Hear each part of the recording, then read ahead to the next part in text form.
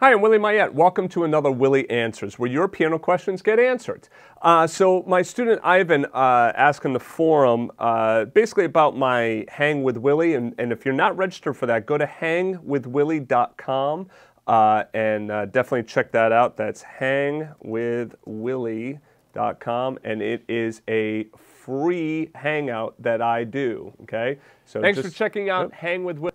So go ahead and register there, and then you can get access to the free hangout and get your questions answered. And I get a lot of cool free stuff that I give out each week. All right. So anyway, Ivan's question was, I was talking about basically filling in between guide tones, and since we have so many choices for notes to put in between guide tones, what should my brain consider first when improvising?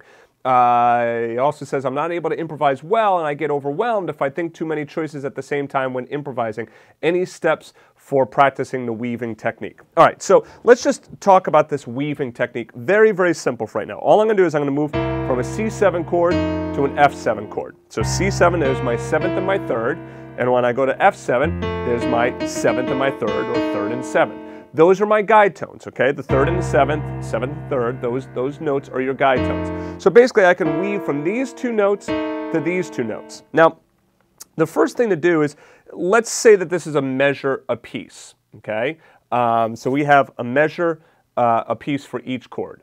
Now, when doing that, it's best to start with eighth notes. So just have a steady string of eighth notes, and then you're going to end on a quarter note when you get to the F. So it's basically going to be 8 eighth notes, 1 and 2 and 3 and 4 and 1. So the next measure is going to be just one quarter note. So you're going to stay on C7 for an entire measure. You're going to play 8 eighth notes until finally you get to F on the next measure, and you're going to play one quarter note.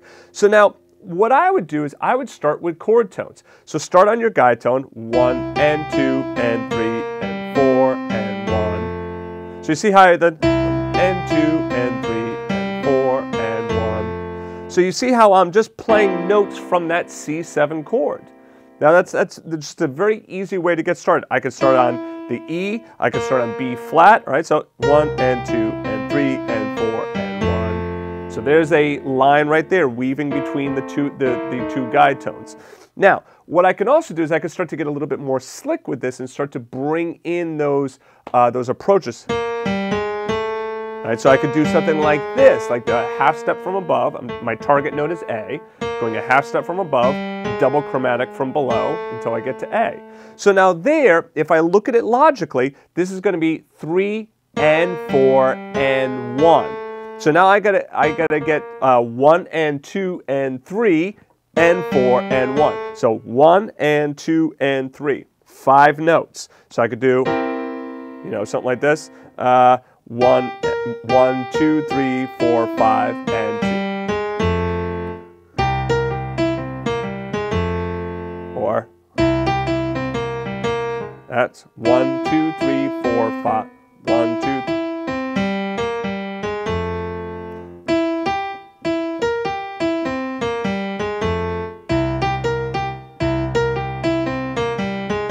So see how now I can start to build these lines and weave in between those two chords.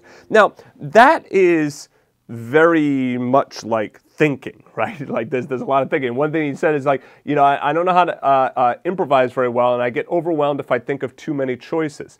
So the easiest way to get started is just think your chord tones, right? Because if you can't come up with a line that sounds decent using just chord tones, then that's what you got to do, I mean, any good improviser should be able to improvise using only chord tones. No approaches, no fancy like half step, passing tones, none of that kind of stuff. You should be able to improvise just using chord tones and come up with something that sounds halfway decent.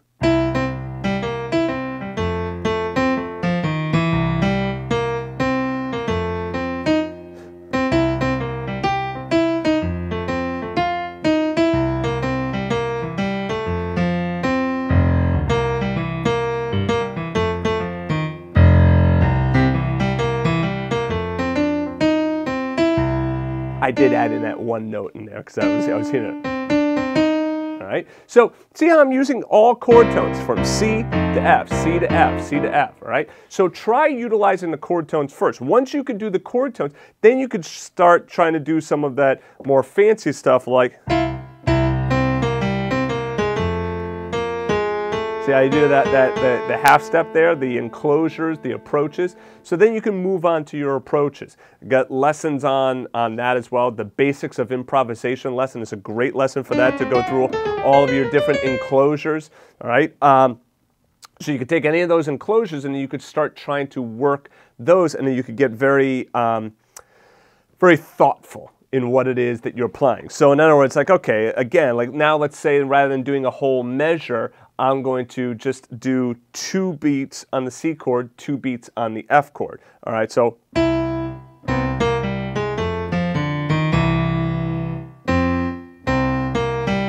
I have 1 and 2 and 3, and then let's say I want to get to the E here. So I'm already at 1 and 2 and 3.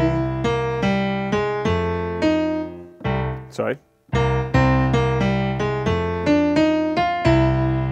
So you see how now I only have 4 notes to work from. So I have 1 and, so 1, 2, 3, 4. I'll just count out the notes. 1, 2, 3, 4, 1, 2, 3, 4, 1. Okay? Now I could say, like, do I like that sound?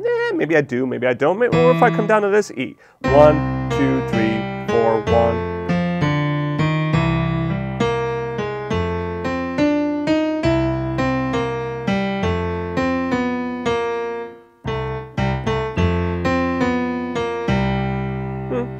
So I could try playing around with that and then come up with as many different lines as I can, just using my chord tones and my approaches. Now, again, this is not something that you're necessarily going to do on a gig or play out live. This is a way of really trying to control your choices and really trying to really fine-tune your brain so that you could start being able to weave in between these guide tones and different chord tones quickly on the spot. All right, so it's just trying to stay active in that realm. All right, so try messing around with that, and then I'll see you in the next lesson. Post in our student forum at forums.jazzedge.com and get your piano and music questions answered. Thanks for watching.